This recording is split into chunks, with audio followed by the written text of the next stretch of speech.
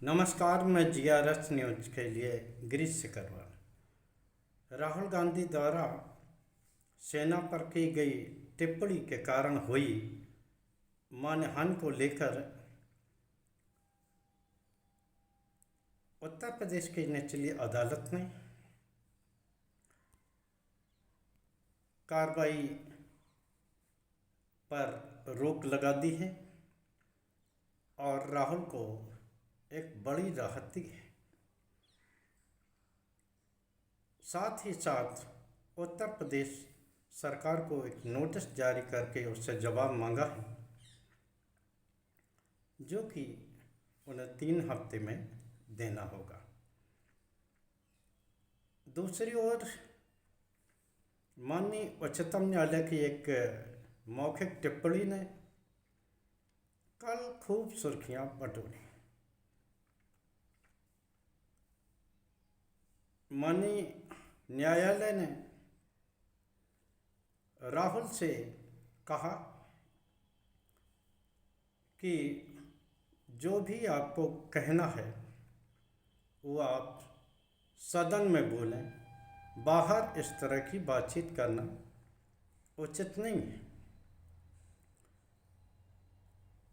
और अगर आप भारतीय होते तो इस तरह का सवाल खड़ा नहीं करते।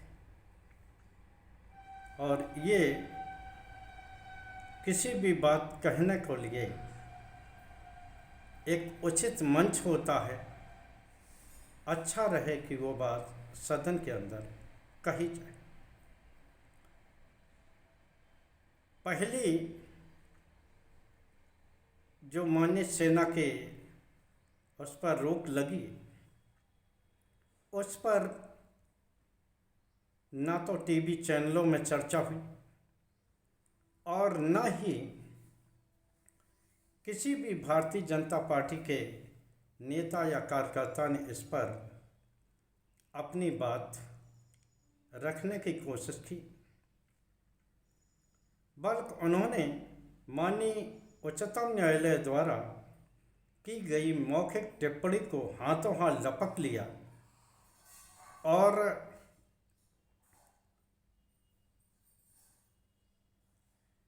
टीवी पर भी इस तरह की बहस होने लगी कि क्या राहुल गांधी भारतीय हैं क्या, और इस तरह का सवाल उनको खड़ा करने के लिए क्या अधिकार है। कई मंत्रियों के भी ट्वीट इस संबंध में आए, जैसे कि राहुल एक बाहरी देश के नागरिक हो। निश्चित तौर पर न्यायालय की यह टिप्पणी उचित है कि किसी भी मामले को उचित मंच पर कहा जाना चाहिए। तो ये टिप्पणी तो देश के प्रधानमंत्री माननीय नरेंद्र मोदी जी से भी की जा सकती है। हालांकि उनके भारतीयता पर सवाल खड़ा नहीं किया जा सकता, लेकिन टिप्पणी तो हो ही सकती है कि जिस मुद्दे पर सदन में उनको बयान देना चाहिए, वैसे बयान वो सदन में न देके और एक आम सभा में देते हैं। आपने देखा होगा पहलगांव आतंकी हमले के बाद जब सऊदी का अपना अधूरा दौरा छोड़कर प्रधानमंत्री यहाँ आए, तो सभी लोगों को ये विश्वास था कि वो सर्वदलीय बैठक में आकर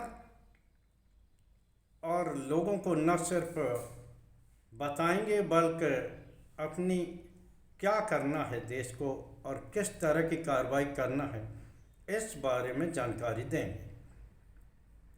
लेकिन उन्होंने सर्वदलीय बैठक में न आके बिहार की मोतिहारी में एक रैली में जाना ज़्यादा ज़रूरी समझा।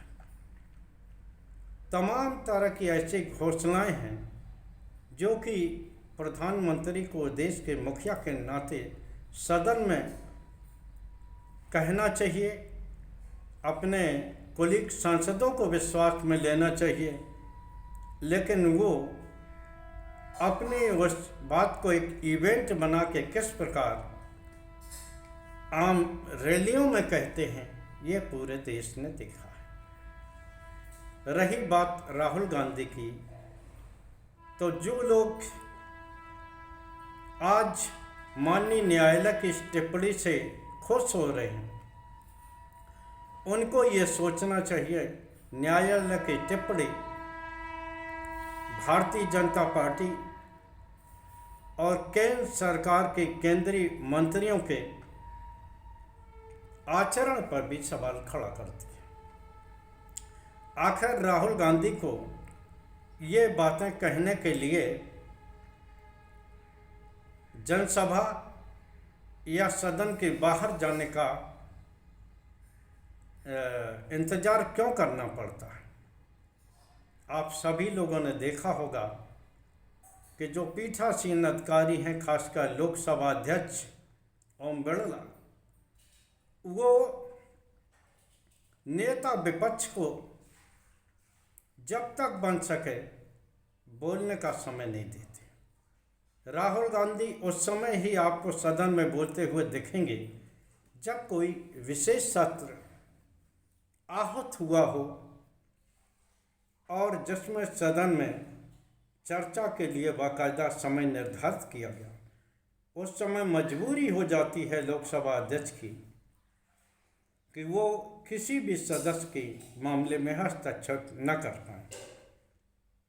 राहुल गांधी उस समय ही ढंग से बोल पाते, आम सदन में तो उनको बोलने का मौका ही नहीं दिया था। मजबूरन इंडिया ब्लॉक या यूँ कहिए विपक्ष के सभी सांसद सदन की कार्रवाई शुरू होने से पूर्व सदन के बाहर प्रोटेस्ट करते हैं और अपनी बात मीडिया के जरिए देश के आम जनमानस तक पहुंचाने की कोशिश करते हैं। राहुल गांधी ने जो चीन को लेकर जो बात कही थी, जिसको लेकर माननीय न्यायालय ने इस तरह की टिप्पणी की, वो सवाल न सिर्फ राहुल बल्कि देश के तमाम विपक्षी नेता, यहाँ तक कि ऑपरेशन सिंदूर के बाद सेना के अधिकारी तक ये बात कह चुके हैं कि वे सिर्फ पाकिस्तान से ही नहीं लड़ रहे थे, बल्कि उनको दो दो मोर्चों पर एक साथ युद्ध लड़ना पड़ रहा था, जिसमें उन्होंने खुलकर चाइना का जिक्र किया, जिसने न सिर्फ तमाम तरह की तकनीक पाकिस्तान को मुहैया कराई, बल्कि टर्की का भी जिक्र किया, जिसके कि ड्रोन चर्चा के विषय बने।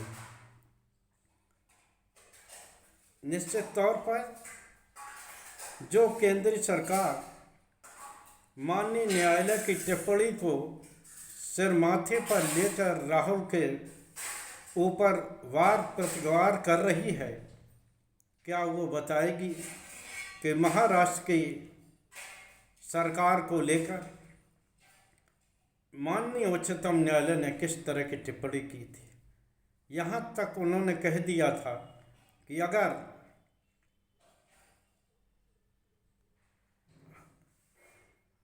उद्धव ठाकरे ने मुख्यमंत्री पद से इस्तीफा न दिया होता तो मैं उनकी सरकार को उसी तरह वापस लाता। और माननीय उच्चतम न्यायालय ने महाराष्ट्र की सरकार को असंवैधानिक भी कहा था। दिल्ली सेवा बिल को लेकर जब माननीय उच्चतम न्यायालय ने ये कहा कि भूमि, सेना और पुलिस के अलावा अन्य जो सेवा के विभाग हैं, अंत मंत्रालय हैं, उनकी दिल्ली सरकार को उनका अधिकार होना चाहिए उनकी ट्रांसफ़र पोस्टिंग का। लेकिन क्या हुआ, इसी सरकार ने बहुमत के बल पर सदन में माननीय न्यायालय के आदेश को पलट दिया।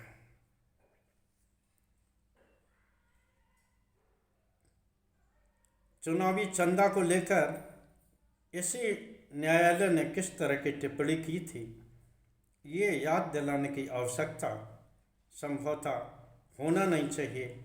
और ईडी सीबीआई को लेकर किस प्रकार गृह मंत्रालय या केंद्रीय सरकार निरंतर कटघरे में खड़ी की जाती है और मौखिक टिप्पणियों के माध्यम से किस प्रकार ईडी और सीबीआई पर वार किया जाता है माननीय न्यायालय द्वारा, वो भी किसी से छिपा हुआ नहीं है। अभी हाल में ही दिल्ली के मंत्री रहे सत्येंद्र जैन, जिनको कि 1 साल तक जेल में डाल के रखा गया और उनके खिलाफ सीबीआई जांच चली, ईडी की भी बीच बीच में घुसपैठ हुई, लेकिन हाल में ही सीबीआई ने क्लोजर रिपोर्ट लगा के कोई सबूत न मिलने की बात कही।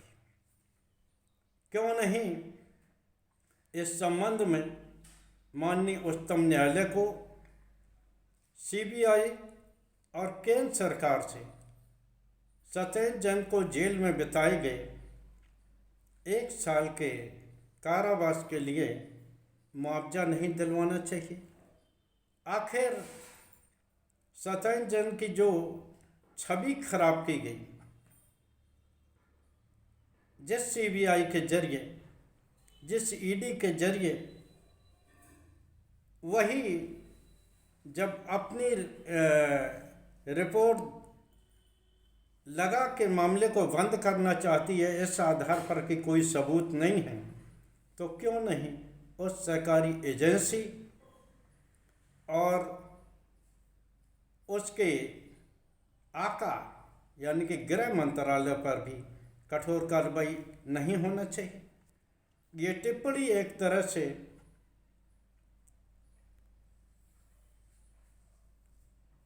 केंद्रीय सत्ता पर भी एक सवालिया निशान है। जिस तरह उन्होंने तेलंगाना के माननीय न्यायालय की, मैं हाल में ही एक जिसमें कि उन्होंने स्पीकर को समय सीमा में बांधा है, उस पर मैं आपका ध्यान केंद्रित करूंगा कि तेलंगाना में 10 बीआरएस के विधायक कांग्रेस में शामिल हो गए थे। इस टूट को लेकर भी माननीय न्यायालय ने ये कहा है कि विधानसभा अध्यक्ष 3 महीने के अंदर इस दल बदल का निस्तारण कराएं। भले ही ये मामला एक राज्य से संबंधित हो, लेकिन इसका दूरगामी असर होगा।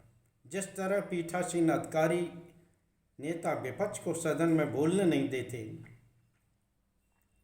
क्या माननीय न्यायालय उस ओर भी ध्यान देने जा रहा है क्या? क्योंकि अगर उन्होंने एक स्पीकर को नोटिस देकर उनके निर्णयों की समीक्षा करने की बात कही है, तो ये निश्चित तौर पर पूरे देश के स्पीकरों पर ये लागू होगा। भारतीय जनता पार्टी और केंद्रीय सत्ता को ये बात अच्छे से याद रखना चाहिए। क्षमा करें, आज का वीडियो काफ़ी लंबा हो रहा है, इसलिए मैं अभी अपने वीडियो को यहीं समाप्त करता हूं। कल फिर किसी नए मुद्दे पर आपसे जुड़ने का प्रयास करूंगा। आप लोगों से भी निवेदन है, कृपया हमारे इस वीडियो को शेयर करें और हो सकता है तो सब्सक्राइब करके मेरे छोटे से चैनल को ताकत देने की कोशिश करें। जय हिंद, जय भारत। मैं GRS न्यूज़ के लिए गिरीश सिक्का।